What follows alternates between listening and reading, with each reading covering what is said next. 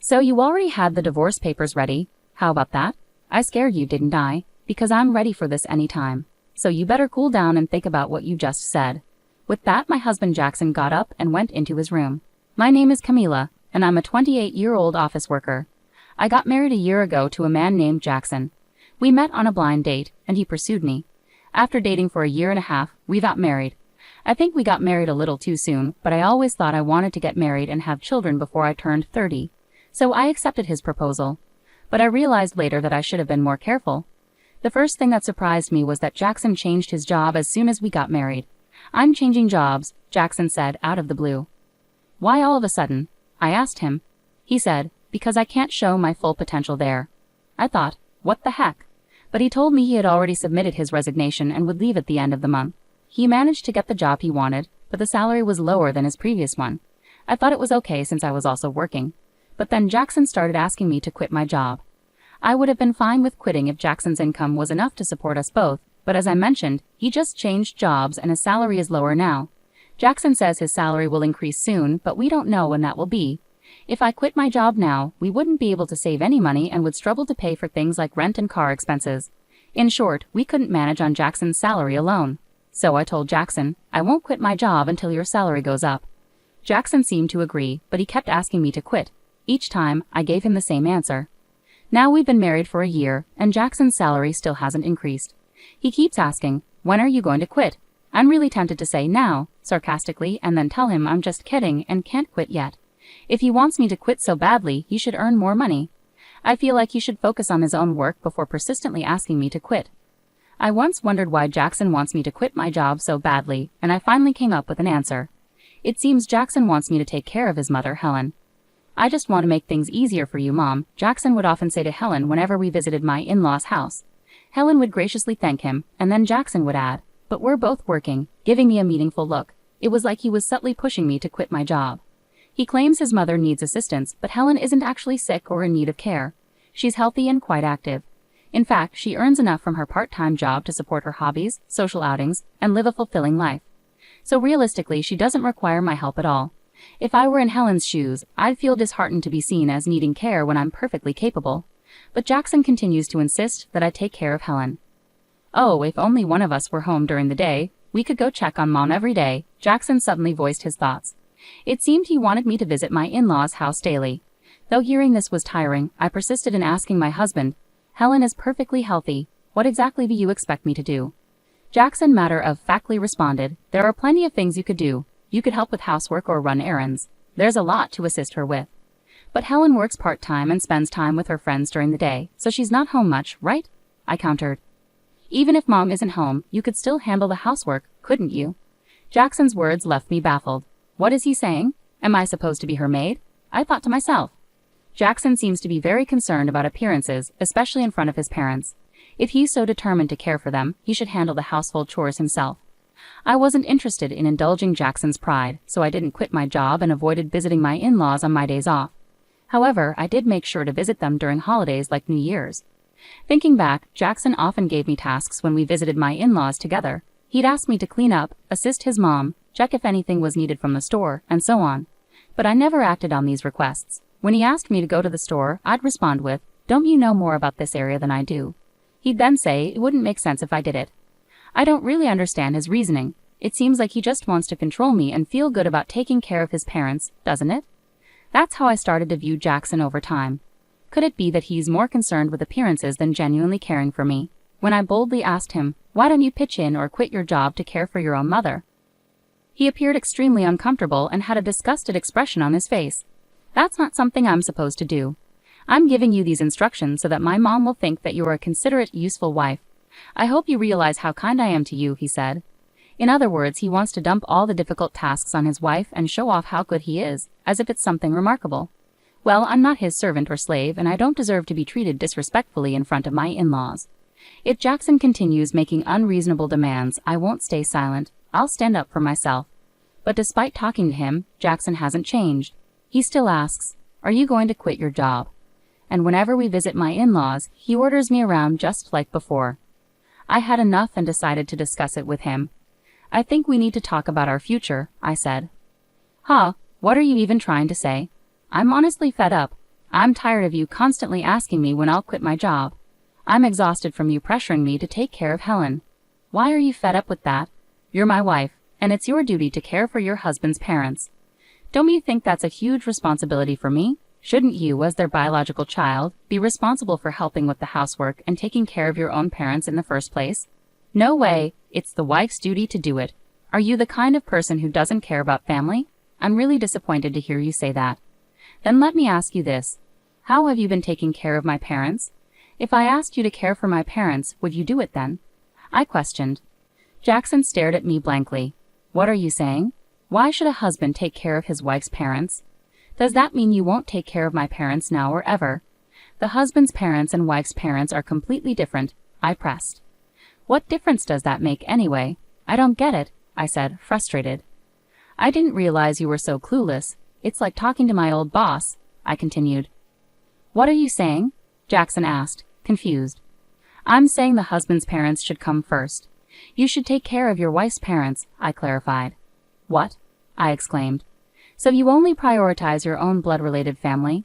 I'm so disappointed in you. I won't be visiting your parents anymore. Ha! Why would you do that? Enough is enough. I'm the one who wants you to stop this nonsense, I retorted. No way. How dare you talk back like that? My mom is right, Jackson shot back.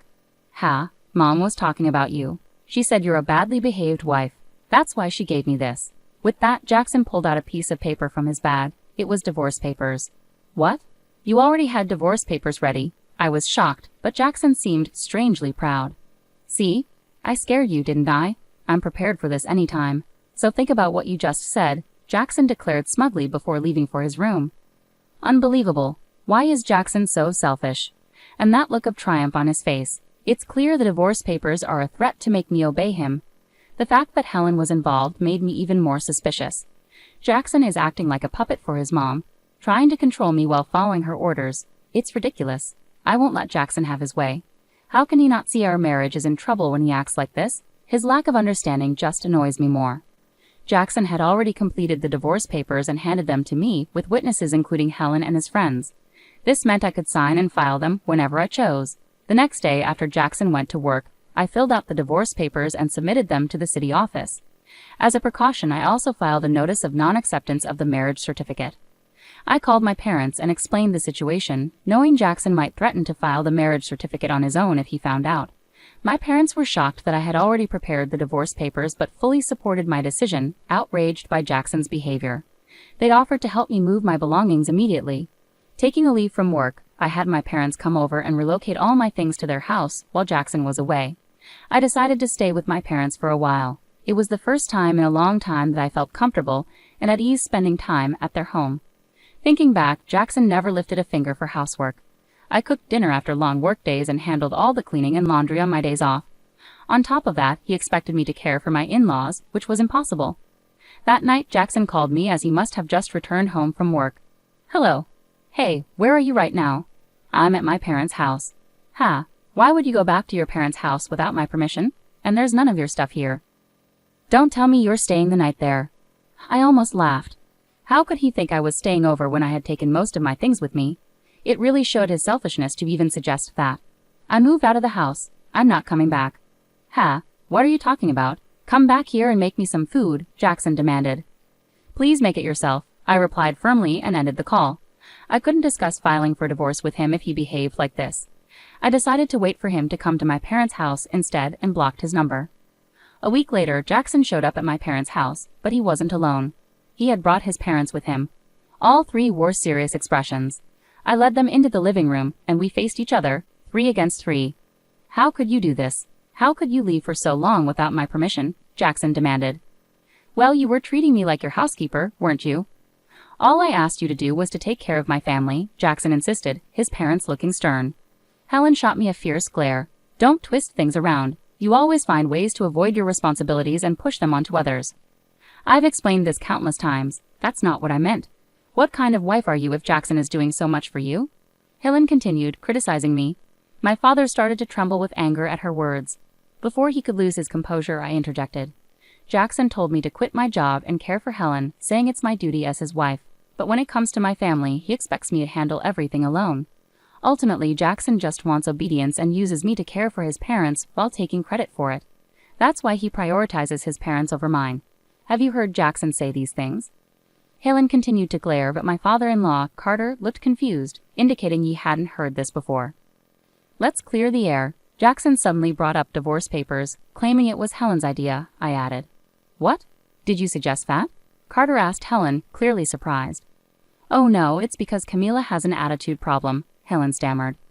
"And did you really say that Camila's parents aren't a priority?" I pressed. "Well, it's only natural that your own parents come first," Helen retorted defensively. "Don't be absurd. I came here to support you after hearing about the unfair treatment Camila endured. But now it seems you're the one at fault. Don't hide behind your parents' authority to get your way." Jackson visibly shrank in his seat. Carter spoke up, expressing everything I had wanted to say, and then apologized to me and my parents. "I'm truly sorry for the trouble caused by my foolish son. I will have a serious talk with him." "Carter, you're not to blame at all, so please don't apologize." "Thank you for your kind words, but there's something else I need to say." I turned to Jackson, who asked nervously, "What do you mean?" "The divorce papers you gave me. I've already filed them. We're no longer married." "What? No." Jackson and Helen both turned pale. "Why did you file them without my permission?" Jackson demanded, shocked. "You told me I could file them whenever I wanted, and besides, you already filled out your part and had Helen sign as a witness," I calmly explained. "Oh, that was," Jackson stammered, clearly at a loss for words. Carter, furious, intervened. "Jackson, you used divorce as a threat?" He slapped Jackson across the face. Helen was visibly shaken by the confrontation. "I apologize deeply that you had to witness this. You're right to divorce this fool. On behalf of Jackson, I'm truly sorry for ruining your marriage." Carter then grasped Jackson by the collar and demanded apologies from both Jackson and Helen before escorting them out of the house. I later thanked Carter for his intervention. He ensured that all of Jackson's assets and property were transferred to me without any alimony, given Jackson's agreement. Despite my higher income and managing our household, it was a relief to secure everything from our marriage. I later learned that Carter divorced Helen, clearly disgusted with her actions.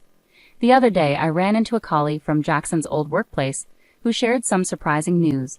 Jackson wasn't performing well at his job and often received harsh criticism from his boss. In defiance, Jackson resigned and changed jobs. This was news to me, and it only added to my frustration with him. Instead of taking responsibility for his shortcomings, he blamed others, which probably contributed to his lower pay at the new job. I'm relieved I left him.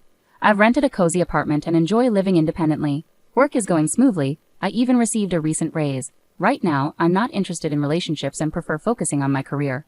Jackson always cared more about appearances than his actual abilities. He maintained a facade at home, but failed to improve professionally. Sadly, there are many husbands who use divorce threats as leverage. They think they're powerful, but it's a big mistake. I hope they realize their folly and find happiness alone. Anyway, I'm grateful to have moved on from Jackson. I look forward to meeting someone special in the future.